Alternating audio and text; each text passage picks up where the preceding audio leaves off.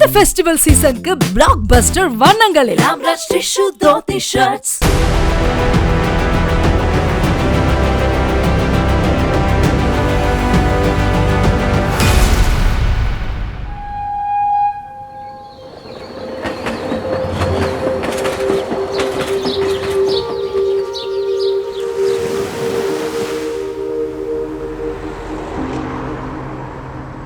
பயணங்கள் என்பது அனைவரின் வாழ்விலும் ஓர் அங்கம். ஒவ்வொருவரின் வாழ்க்கையிலும் தினசரி பயணங்கள் முதல் நெடுந்தூர பயணங்கள் வரை அனைத்திலும் பல சுவாரஸ்யங்களும் மறக்க முடியாத அனுபவங்களும் நிறைந்திருக்கும். அதிலும் குறிப்பாக ரயில் பயணங்கள் மீது தீரா காதல் கொண்டிருப்போர் ஏராளம் எனலாம்.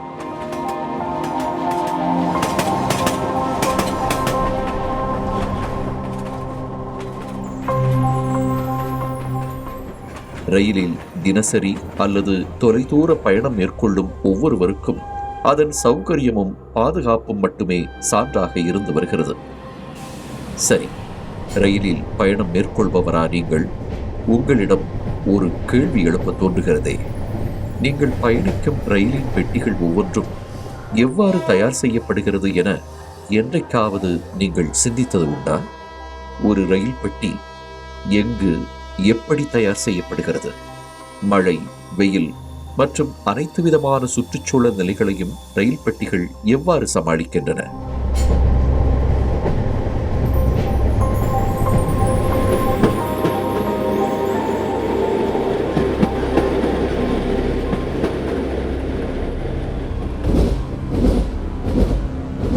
ஒரு ரயில் பெட்டியின் வடிவம், கட்டமைப்பு மற்றும் எண்ணம் என ஒவ்வொன்றையும் பிரத்யேகமாக உங்களுக்கு காண்பிக்கிறது தமிழ் ஜனம். இது ICF since 1955.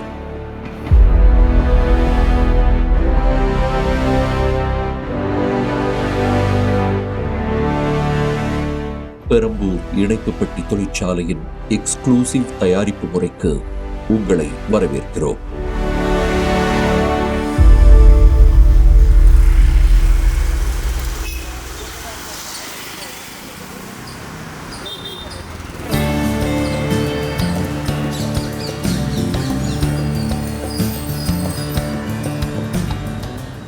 Integral coach factory, அதாவது இணைப்பு பெட்டி தொழிற்சாலை. இந்தியாவில் ரயில் பெட்டிகள் தயாரிப்பு உத்தரப்பிரதேச மாநிலம் ரேபரேலி, பஞ்சாப் மாநிலம் கபூர்தலா மற்றும் தமிழகத்தின் பெரம்பூர் ICF ஆகிய பகுதிகளில் நடைபெற்று வருகிறது.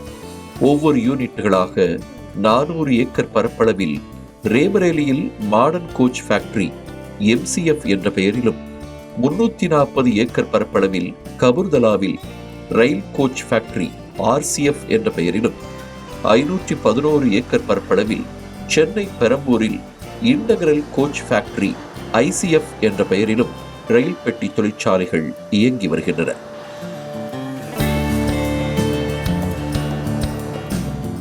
இந்திய ரயில்வேயின் தேவைக்கு ஏற்றாற் போல இந்த 3 தொழிற்சாலைகளில் ரயில் பெட்டிகள் தயார் செய்யப்படுகிறது. இவற்றில் ஒன்றாக இருப்பதே ICF, அதாவது சென்னை பெரம்பூரில் உள்ள இணைப்பு பெட்டி தொழிற்சாலை. ICF பரப்பளவில் உலகிலேயே மிகப்பெரிய தொழிற்சாலை என்ற பெருமையை உள்ளடக்கியது. இந்திய ரயில்வேயின் 50% ரயில் பெட்டிகளை தயாரிக்கும் பொறுப்பு ICF-ற்கு கொடுக்கப்பட்டிருக்கிறது. மேலும் மாதம் ஒன்றுக்கு 300 முதல் 400 பெட்டிகளை தயாரிக்கும் நோக்கில் சுமார் 8000த்திற்கும் மேற்பட்ட பணியாளர்கள் பெட்டிகளை தயாரிக்கும் பணியில் ஈடுபட்டு வருகிறார்கள்.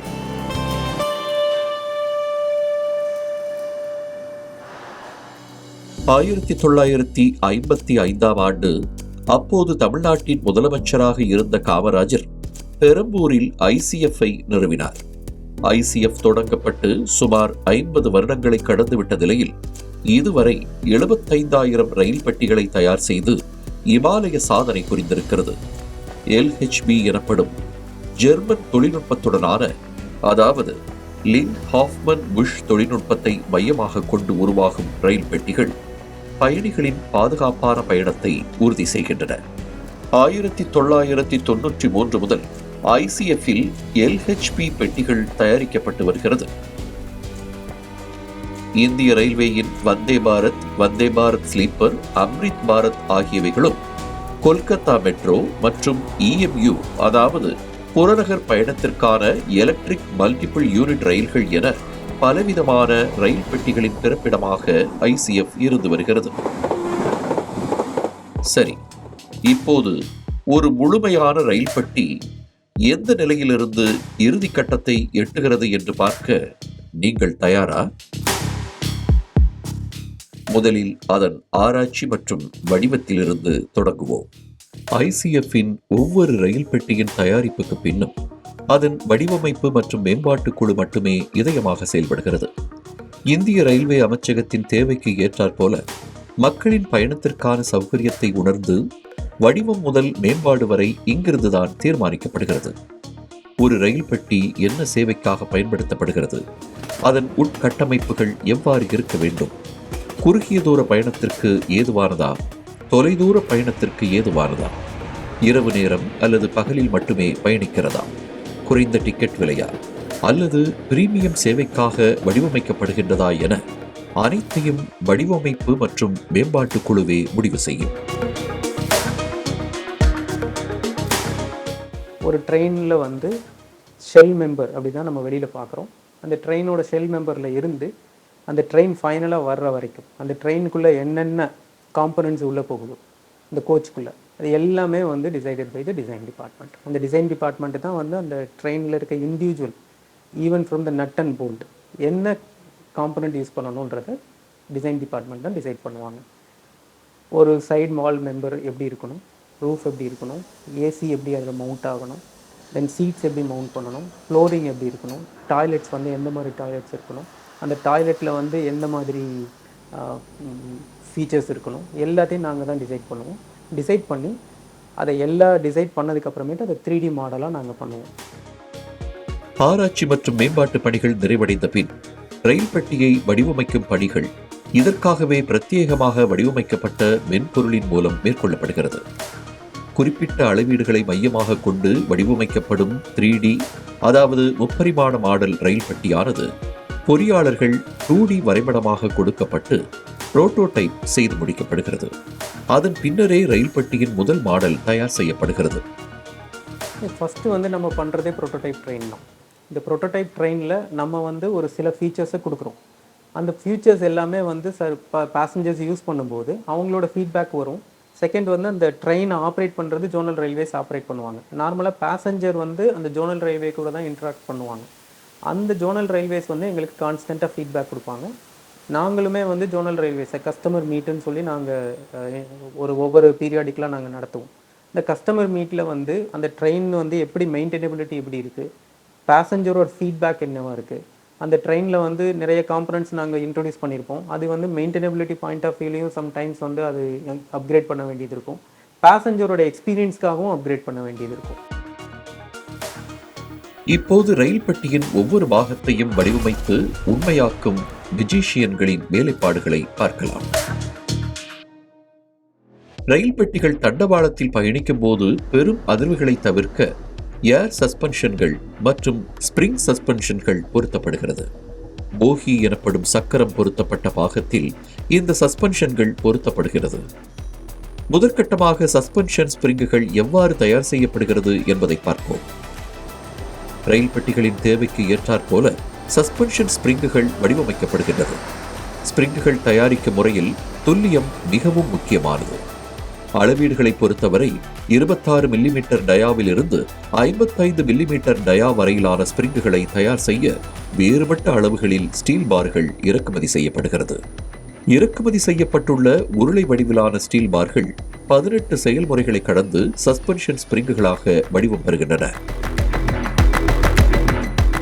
முதலாவதாக எலக்ட்ரோ மேக்னெட்டிக் கிராக் டிடெக்ஷன் பரிசோதனை மூலமாக ஸ்டீல் பார்களின் உட்புறங்களில் ஏதேனும் பழுது இருக்கின்றதா என பரிசோதனை செய்யப்படுகிறது. மின்காந்தம் மூலமாக பார்களின் உள்ளே விரிசல்கள் கண்டுபிடிக்க அயர்ன் பவுடர் கலந்த நீரை ஸ்டீல் பாரின் மீது படச் செய்து பழுதுகளை கண்டறிகிறார்கள்.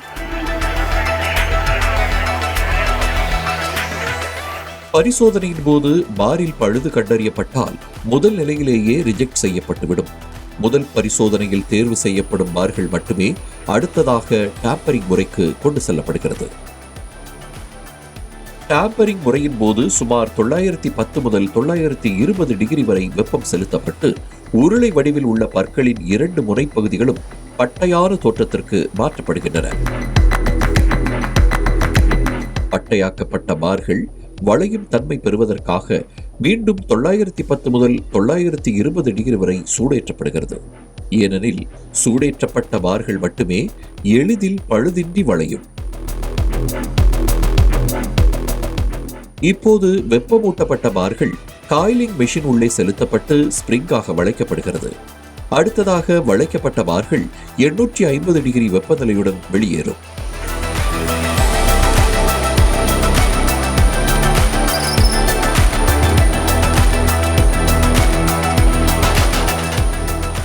அவ்வாறு வெளியே வரும் பார்கள் மேலும் வலுப்பெற வேண்டி அவை ஸ்கிஞ்சிங் ஆயிலில் மூழ்கி எடுக்கப்படுகின்றது. கூடுதல் வலுப்பெற வேண்டி டெம்பரிங் பர்னஸ் எனப்படும் இயந்திரம் மூலமாக வெப்ப உள்ளீடு கொடுக்கப்பட்டு சுமார் 500 முதல் 600 டிகிரி வரை மீண்டும் சூடேற்றப்பட்டு ஸ்பிரிங்குகள் வெளியேறுகின்றன.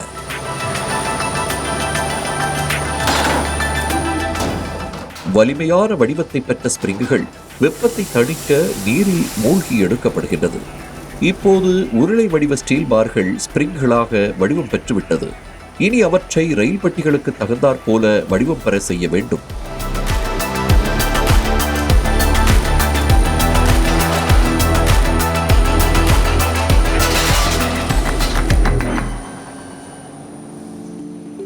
தயார் செய்யப்பட்ட ஸ்பிரிங்குகளின் வலிமையை பரிசோதிக்க வேண்டி ஸ்கிராஜிங் எனப்படும் எடை பரிசோதனை செய்யப்படுகிறது.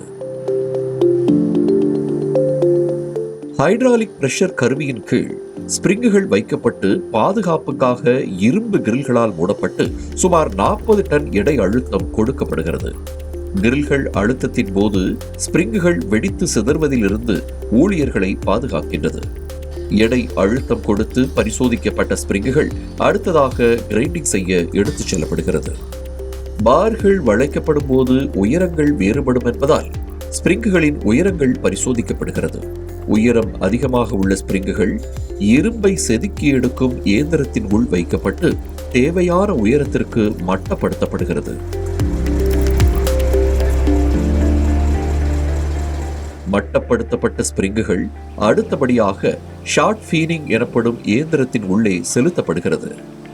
ஷார்ட் ஸ்பீனிங் இயந்திரம் இரும்பு துகள்கள் போன்ற ஒரு உலோகத்தை எரியச் செய்து ஸ்பிரிங்குகளில் உள்ள துருக்களை நீக்கி சுத்தமாக்குகிறது. துருக்கள் நீக்கப்பட்ட பிறகு மீண்டும் ஒருமுறை மின்காந்தம் மூலமாக உட்பகுதியில் பழுது ஏதாவது இருக்கிறதா என பரிசோதிக்கப்படுகிறது. EMCD பரிசோதனையில் தேர்வு செய்யப்படும் ஸ்பிரிங்குகள் மீண்டும் ஹைட்ராலிக் எடை அழுத்த கருவியின் மூலமாக 26 முதல் 47 டன் வரை எடை அழுத்தம் கொடுத்து சஸ்பென்ஷன் சரிபார்க்கப்படுகிறது. இனி அடுத்த நிலை கெமிக்கல் மற்றும் வண்ணப்பூச்சு ஆகியவைகளாகும். நீண்ட காலமாக ரயில்களின் போகியில் இடம்பெறப் போகும் இந்த சஸ்பென்ஷன் ஸ்பிரிங்குகள் எல்லா சூழலையும் சமாளிக்க ஏற்றாற் போல தகுதி பெற்றிருக்க வேண்டும். எனவே முன்னதாக ஹைட்ரோகுளோரிக் ஆசிட் தொட்டியின் உள்ளே மூழ்கி எடுக்கப்படும் ஸ்பிரிங்குகள் அதில் உள்ள நுண்துகள்கள் நீக்கப்பட்டு அடுத்தபடியாக ஆர்த்தோ பாஸ்பாரிக் ஆசிட் தொட்டி, கொதிநீர் தொட்டி, ஜிங்க் பாஸ்பேட் கலந்த நீர் தொட்டி என ஒவ்வொன்றாக மூழ்கி எடுக்கப்படும். ஸ்பிரிங்குகளின் மேலுள்ள அனைத்து வேதிப்பொருட்களும் நீக்கப்பட வேண்டி கோல்ஸ்வில் நீர்த்தொட்டியின் உள்ளே மூழ்கி எடுக்கப்படுகின்றது. பாஸ்பேட்டிங் எதுக்குன்னா அதனுடைய இன்னும் ஒரு 5-6 வருஷம் வந்து அந்த லைஃப்பில் கோச்சில் வந்து அது வந்து ஒர்க் பண்ணுறதுக்காக லைஃப்பை இன்க்ரீஸ் பண்ணுறதுக்காக பாஸ்பேட்டிங் அப்புறம் பெயிண்டிங் பண்ணுவோம். பாஸ்பேட்டிங் அது ஒரு 7 டேங்க் இருக்குது. 7 டேங்க்லேயும் ஒரு 7 நிமிஷம் நேர் பண்ணி அந்த பாஸ்பேட்டிங் போட்டு நம்ம வந்து அந்த ஸ்ப்ரிங்கில் ஏற்றுவோம். அது முடிஞ்ச உடனே அடுத்தது வந்து பெயிண்டிங் பண்ணுவோம். பெயிண்டிங்ன்றது ஒரு ஓவனில் டிப் பெயிண்ட் பண்ணி அதை ஓவனில் ஹீட் பண்ணி வெளியே கொண்டு வந்து நம்ம கோச்சில் எவ்வளவு லோடு நம்ம அதை அப்ளை பண்ணுவோமோ அந்த லோடு அப்ளை பண்ணி அந்த ஹைட் வருதா அந்த லோடு வருதான்னு சொல்லிட்டு செக் பண்ணிவிட்டு இது முடித்து அது பாஸ் பண்ணால் மட்டும் தான் அடுத்த ஸ்டேஜ் நம்ம வந்து எல்லா ரயில்வேக்கும் நம்ம கோச்சில் அதை அசம்பிள் பண்ணுவோம். ஸோ இதை யூஸ் பண்ணுறதுக்கு நம்ம வந்து எல்பிஜி கேஸ் எனப்படும் கேஸை யூஸ் பண்ணி தான் இந்த ஃபர்னஸில் ஹீட் பண்ணுறோம். ஸோ இதில் வருஷத்துக்கு நாம் வந்து 75,000 ஸ்ப்ரிங்கை நாம் செய்கிறோம். கடைசியாக பேசிவேஷன் தொட்டிக்குள் மூழ்கி எடுக்கப்பட்டு நீண்டகால பயன்பாட்டிற்கான கெமிக்கல் பூச்சு ஸ்பிரிங்குகளின் மீது வலுப்படுத்தப்படுகிறது. இப்போது ஸ்பிரிங்குகள் அனைத்தும் வண்ணப்பூச்சுக்கு தயார். பொதுவாகவே எல்லா காலநிலையையும் சமாளிக்க வேண்டி எப்பாக்சி பெயிண்டிங் பூசப்படுகிறது. எப்பாக்சி பெயிண்டிங் செய்வதற்காக ஸ்பிரிங்குகள் ஒரு ரோலர் வழியாக மெதுவாக நகர்கிறது. நகர்த்தப்படும் ஸ்பிரிங்குகள் சிங்கிள் காம்பவுண்ட் எப்பாக்சி பெயிண்டிங் முறையில் 2 கோட்டிங் செய்யப்படுகிறது. ஒவ்வொன்றாக பெயிண்ட் தொட்டிக்குள் மூழ்கி எழுகின்றன. இதனால் அனைத்து பகுதிகளும் சீராக பெயிண்டிங் செய்யப்பட்டு வெளியேறுகிறது. அடுத்தபடியாக சூடேற்றப்படும் ஸ்பிரிங்குகள் அதன் இறுதி வடிவத்தை பெற்றவுடன் மார்க்கிங் செய்யப்பட்டு ஸ்பிரிங் ஷாப்பில் அடுக்கி வைக்கப்படுகிறது. இப்போது போகியில் பொருத்துவதற்காக சஸ்பென்ஷன் ஸ்பிரிங்குகள் தயார் என்றே சொல்லலாம்.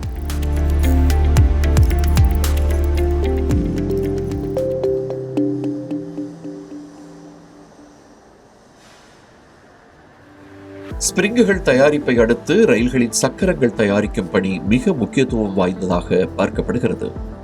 ரயில்களுக்கு உயிர் நாடியாக செயல்படுவது சக்கரங்கள் தான். இந்தியாவை பொறுத்தவரை வந்தே பாரத் தவிர அனைத்து ரயில்களின் தேவைக்கும் ஏற்றாற்போல உள்நாட்டிலேயே சக்கரங்கள் உற்பத்தி செய்யப்படுகிறது. வந்தே பாரத் ரயில்களுக்கு மட்டும் உக்ரைனில் இருந்து சக்கரங்கள் இறக்குமதி செய்யப்படுகின்றது. I can see it's sort of PPP arrangement with issued offtake. Railway has placed order on a firm and they'll be starting manufacturing very shortly. And they are setting up the plant with enough excess capacity so that in a very near future we'll be exporting the wheels. You will see India exporting the wheels in a big number, forged wheels to other countries. So it is a matter of time only. Otherwise, the wheel is not a very critical item in terms of technology. It's just a matter of somebody setting up the forged unit plant and then start manufacturing.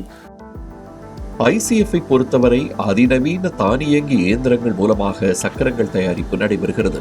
சக்கரங்களை இணைப்பதற்கான finished மற்றும் semi finished ஆக்சல்கள் இறக்குமதி செய்யப்பட்டு ஒவ்வொன்றாக அடுக்கி வைக்கப்பட்டுள்ளன. Screw போன்ற கருவியின் பார்கள் பரிசோதிக்கப்பட்டு அவற்றில் தேர்ந்தெடுக்கப்பட்ட ஆக்சல்கள் என்ட்ரி ட்ரில்லிங் மற்றும் டாப்பிங் முறைக்கு எடுத்து செல்லப்படுகிறது. பழுது பார்க்கப்பட்டு பரிசோதிக்கப்பட்ட ஆக்சல்கள் ஒவ்வொன்றாக ஜீப் கிரைன் மூலமாக இன்ஃபீடர் உள்ளே எடுத்து வைக்கப்படுகிறது. சுமார் 2 டன் எடை தூக்கும் இந்த இன்ஃபீடு கன்வேயரின் உள்ளே வைக்கப்படும் ஆக்சல்கள் தானியங்கி முறையில் அடுத்த கட்டத்திற்கு நகர்கிறது. அங்குதான் ஆக்சல்கள் பொறியியல் வல்லுநர்கள் வரைபடத்தில் குறிப்பிட்டுள்ளது போல மென்பொருளின் வசதியுடன் புரோகிராமிங் செய்து மார்க்கிங் செய்யப்படுகிறது. மார்க்கிங் செய்யப்பட்ட பின் ஆக்சில்களில் உள்ள தேவையற்ற பகுதிகள் பிளேடுகள் மூலமாக இழைக்கப்படுகின்றன. சக்கரங்கள் பொருத்துவதற்கு டிஸ்குகள் பொருத்துவதற்கு சரியான அளவில் ஆக்சல்கள் இருந்திட வேண்டும். எனவே இழைக்கப்பட்ட ஆக்சல்கள் அடுத்த கட்டமாக சிஎன்சி இயந்திரத்தின் உதவியுடன் புரோகிராமிங் செய்யப்பட்டது போல ஆக்சலின் உருவத்தை தேவைக்கு ஏற்றாற்போல உருமாற்றுகிறது. இங்குதான் முன்பு இழைக்கப்பட்ட பகுதிகளில் டர்னர், வீல், டிஸ்க் ஆகியவைகள் பொருத்தும் விதத்தில் கச்சிதமான வடிவம் கொடுக்கப்படுகிறது. பொதுவாகவே சக்கரங்களுக்கான ஆக்சல்களை தயார் செய்யும் பணிகள் ஒவ்வொன்றும் அதிகபட்சம் 20 நிமிடங்கள் நேரம் எடுத்து செய்யப்படுகின்றன. அடுத்ததாக வடிவம் பெற்ற ஆக்சல்கள் ஆட்டோமேட்டிக் டிடெக்ஷன் கருவி மூலமாக பரிசோதிக்கப்பட்டு தானாக நகர்ந்து கிரைண்டிங் முறைக்கு அனுப்பப்படுகிறது. ஆக்சல்களில் இருக்கும் அதிகபட்சமான பிசிறுகள் அனைத்தும் இங்கே நீக்கப்பட்டு அதன் தரம் பரிசோதனைக்காக அல்ட்ராசோனிக் டெஸ்ட் முறைக்கு நகர்ந்து செல்கிறது. அல்ட்ராசோனிக் டெஸ்ட் முறையின் போது ஆக்சல்கள் தானாக சுற்ற வைக்கப்பட்டு தரம் பரிசோதிக்கப்படும். இதனை கடந்துதான் மின்காந்த பரிசோதனை மூலமாக கிராக் டிடெக்டர் கருவி ஆகியவற்றை கொண்டு ஆக்சல் பார்களின் பழுது பார்க்கப்படுகிறது. ஸ்பிரிங்குகளில் இருந்தது போல ஆக்சல் பார்களில் ஏதாவது ஏர் கிராக் அல்லது பழுதுகள் இருக்கிறதா என்பதை ஊழியர்கள் பரிசோதிக்கிறார்கள். சின்ன பிளவு இருந்தால் கூட அது ரயிலின் போகியை தகர்த்து தவிர்க்க முடியாத விபத்தை ஏற்படுத்திவிடும். அடுத்ததாக இந்த நிலையை கடக்கும் ஆக்சல்கள் மினரல் வாட்டர் மூலமாக சுத்தம் செய்யும் பணி நடைபெறுகிறது. சுத்தம் செய்யப்பட்ட பின் அக்யூர் மெஷரிங் மூலம் அதன் அளவீடுகள் மீண்டும் ஒருமுறை பரிசோதிக்கப்படுகிறது. அதன் பிறகு தானியங்கி இயந்திரம் மூலம் ஆக்சல்களை டிஸ்க் இடத்திற்கு எடுத்துச் செல்கின்றது. அங்குதான் மேனுவலாக பிரேக் டிஸ்குகள் சுமார் 25 முதல் 30 நிமிடங்களுக்கு பொருத்தப்படுகிறது. இப்போது முக்கியமான பகுதியாக சக்கரங்களை பொருத்த ஆக்சல்கள் தயார் நிலையில் உள்ளது. ஆக்சல்கள் ஒவ்வொன்றாக ரோபோட்டிக் இயந்திரத்தின் உள்ளாக நிலைநிறுத்தப்படுகிறது. ஆக்சல் பாரை ரோபோட்டிக் இயந்திரம் நிலைப்படுத்திய மறுகணமே டிஸ்க் பொருத்தப்பட்ட பார்களின் இரு பகுதியிலும் சக்கரங்கள் பொருத்தும் பணி தானாகவே நடைபெறுகிறது. சுமார் 400 கிலோ எடை கொண்ட சக்கரங்களை தானியங்கு முறையிலேயே அந்த இயந்திரம் பொருத்திவிடுகிறது. பொருத்தப்பட்ட வீல்கள் ஹைட்ராலிக் பிரஸ் மூலமாக எடை அழுத்தம் கொடுக்கப்பட்டு டிஸ்க் மற்றும் வீல் ஆகியவை ஆக்சலின் பக்கவாட்டுகளில் வலுவாக இணைக்கப்படுகின்றன. முழுமையான சக்கரங்கள் பொருத்தப்பட்ட ஆக்சல் பார்கள் இங்குதான் அதன் முழு வடிவத்தை பெறுகின்றது. அடுத்தபடியாக சக்கரத்தின் ப்ரொஃபைல் பகுதியானது தேவையான திசைக்கு சரி செய்யும்படிக்கு உருமாற்றம் பெறுகிறது. சக்கரங்கள் தயார் செய்யப்பட்டதும் இனி நிலையான ஓட்டத்திற்கு வழிவகை செய்யப்பட வேண்டும். இதற்கு ரயிலின் பன்மடங்கு ஓட்டத்தை செயல்படுத்தி பார்க்க வேண்டும் அல்லவா? இதற்காகவே டைனமிக் பேலன்சிங் மெஷின் மூலமாக கிட்டத்தட்ட 300 RPM வேகத்தில் சக்கரத்தை மிக வேகமாக இயக்கச் செய்கிறார்கள். இங்கு சமநிலையில் சக்கரங்கள் பயணிக்கின்றனவா என பரிசோதனை செய்யப்பட்டு இறுதி நிலைக்கு எடுத்து வரப்படுகிறது. முழு வடிவம் பெற்ற சக்கரங்களின் 2 பக்கமும் பணியாளர்கள் மூலம் மேனுவலாக பேரிங் பொருத்தப்படுகிறது. இறுதியாக தயார் நிலையில் உள்ள சக்கரங்கள் பேரிங் டெஸ்ட் ஸ்டேஷன் பகுதியில் எடை பரிசோதிக்கப்பட்டு போகியில் பொருத்துவதற்கு தகுதி பெறுகிறது.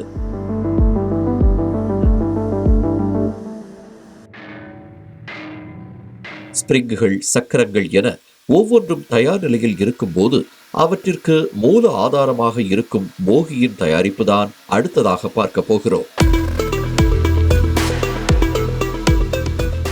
பொதுவாகவே போகி தயாரிப்பு ரயில்களின் வகைகளுக்கு ஏற்றாற்போல மாறுபடும். லிங்க் ஹாஃப்மேன் புஷ், அதாவது LHB, EMU புறநகர் மின்சார ரயில், கொல்கத்தா மெட்ரோ மற்றும் மும்பை ரயில் விகாஸ் கார்ப்பரேஷன் ஆகிய ரயில்களுக்கான போகிகள் ICF தொழிற்சாலையில் தயார் செய்யப்படுகின்றன. நாம் பல இடங்களில் குறிப்பிட்டது போல போகி மூலமாகத்தான் சக்கரங்களுக்கு தேவையான ஆக்சலரேஷன், பிரேக்கிங் என ரயிலின் ஓட்டத்திற்கான அனைத்து விதமான உள்ளீடுகளும் வழங்கப்படுகின்றன. போகி தயாரிப்புக்காக சதுர வடிவம் கொண்ட 10 mm தடிமனுடைய தகடுகள் ICF தொழிற்சாலையில் இறக்குமதி செய்யப்பட்டுள்ளது. கிரேன் வசதியுடன் எடுத்துச் செல்லப்படும் இந்த தகடுகள் CNC பிளாஸ்மா கட்டிங் இயந்திரம் மூலமாக தனித்தனியாக வெட்டி எடுக்கப்படுகிறது.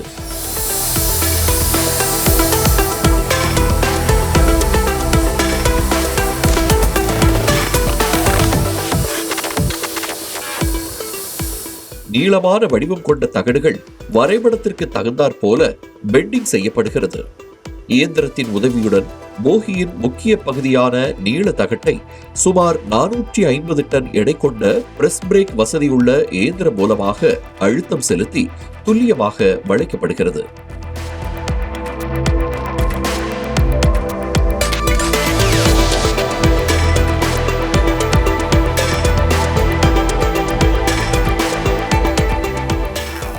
வளைக்கப்பட்ட தகடுகள் ஒரு பக்கம் வெல்டிங் பணிக்காக ஒருங்கிணைக்கப்படுகிறது. அதே சமயம் போகியின் பக்கவாட்டு தகடுகள் வெல்டிங் வைக்க ஏதுவான வகையில் எட்ஜ் மில்லிங் செய்யப்படுகிறது. ஒன்றோடு ஒன்று இணைக்கப்படும் போது சுலபமாக்கும் விதமாக எட்ஜ் மில்லிங் செய்யப்பட்ட தகடுகள் அனைத்தும் ஒருங்கிணைக்கப்பட்டு பணியாளர்கள் உதவியுடன் வெல்டிங் வைக்கப்படுகிறது.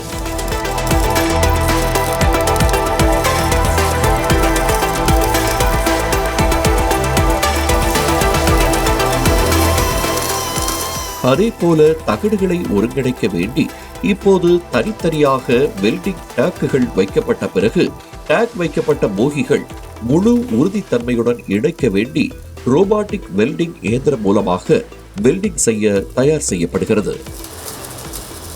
ரோபாட்டிக் வெல்டிங் மிஷின் போகியின் இரு பகுதிகளையும் இணைப்பை வலுப்படுத்தும் வகையில் தாமாகவே கண்டறிந்து வெல்டிங் வைக்கிறது.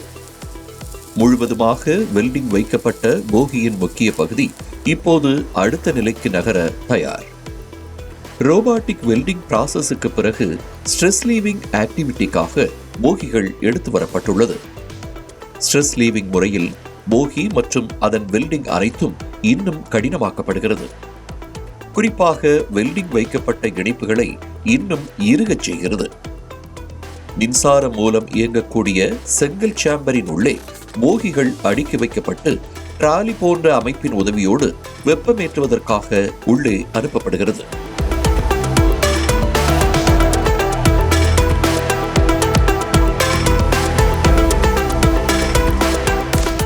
இரண்டு பக்கங்களும் ஷட்டர் போடப்பட்டு சேம்பரில் சுமார் 600 டிகிரி வரை வெப்பம் செலுத்தப்படுகிறது.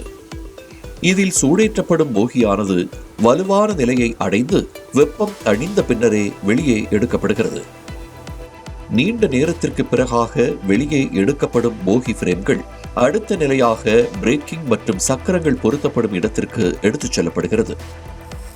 பிரேக்கிங் சக்கரங்களுக்கு தேவையான அமைப்புகள் முழுவதுமாக இங்குதான் வெல்டிங் வைக்கப்படுகிறது. வெல்டிங் பணிகள் முடிந்தவுடன் போகியில் உள்ள இரும்பு பிசிர்களை போக்கும் விதமாக முற்றிலும் கிரைண்டிங் செய்யப்படுகிறது. கிரைண்டிங்கை அடுத்து சமதளத்தில் வைத்து பொறியாளர்கள் உதவியோடு அதன் அளவுகள் சரிபார்க்கப்படுகின்றன. இதேபோல்தான் ஏர் பிரேக்கிங் மேல் பகுதியில் இருக்கும் சஸ்பென்ஷன்களின் அரணாக உள்ள போஸ்டர் பகுதி உருவாக்கப்பட்டு போகியுடன் இணைக்கப்படும். இனி என்ன? இப்போது அனைத்து விதமான ரயில்களுக்குமான தனித்தனி வடிவத்தில் உருவாகியுள்ள போகிகள் தயார்.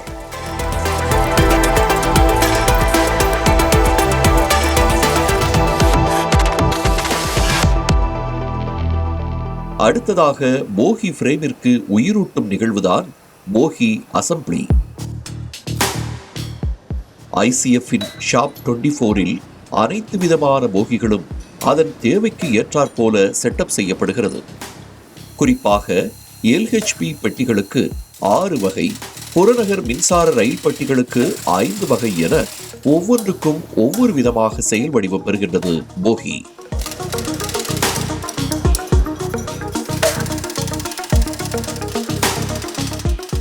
LHB பொறுத்த வரைக்கும் 6 ஸ்டேஜில் அசம்பிளி நடக்கும். இனிஷியலாக வந்து ஃபர்ஸ்ட் வந்து போஸ்டர் அசம்பிளிக்கு அதுக்கப்புறம் ஃப்ரேம் அசம்பிளியை பொறுத்த வரைக்கும் மெயின் பேராமீட்டர் அங்கே வந்து நம்ம கிராஸ் செக்ஷன் அசம்பிள் பண்ணுறோம். LHBயோட ஆன்டி ரோல் பார், சைட் பம்பர்ஸு, இந்த பிரேக் அசம்பிளியும் இந்த ஸ்டேஜில் தான் நடக்கும். இந்த ஃப்ரேம் அசம்பிளி ஸ்டேஜில் தான் LHBயோட பிரேக் அசம்பிளியும் நடக்கும்.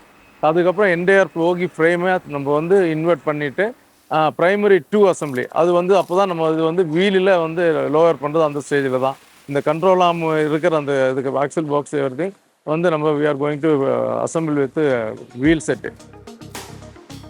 இந்த சமயத்தில் தான் தயார் செய்யப்பட்ட போகிகள் சக்கரங்களுடன் இணைக்கப்பட்டு அனைத்து விதமான உள்ளீட்டு கருவிகளும் பொருத்தப்பட்டு சஸ்பென்ஷன் ஸ்பிரிங்குகள், ஏர் சஸ்பென்ஷன்கள், போஸ்டர் செட்டப் என அனைத்தும் நிறைவுற்று ரயில் பெட்டிகளில் இணைக்க தயார் நிலையில் இருக்கின்றன.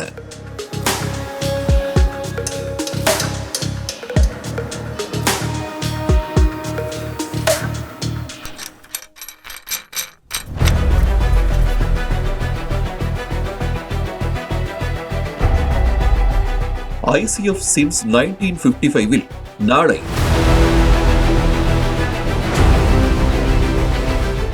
எல்லா கால சூழல்களையும் தாங்கும் ரயில் பெட்டிகள் கட்டமைப்பு, 13 செயல் வடிவம் கொண்ட வண்ணம் பூசும் பணிகள், நவீன தொழில்நுட்பத்துடன் கூடிய உள் வடிவமைப்புகள், வந்தே பாரத் ரயில்களின் தயாரிப்பு,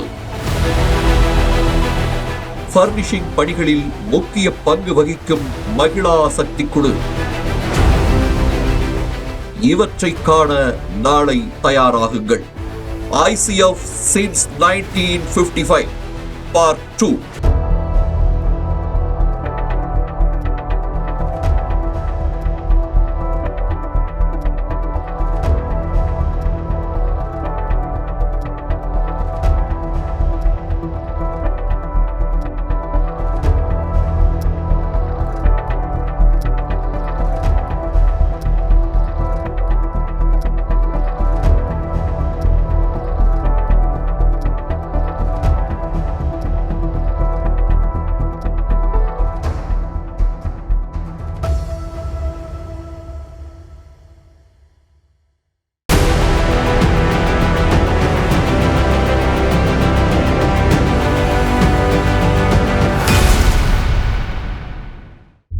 ஃபெஸ்டிவல் சீசனுக்கு பிளாக் பஸ்டர் வண்ணங்களில் ராம்ராஜ் டிஷ்யூ தோத்தி ஷர்ட்ஸ்.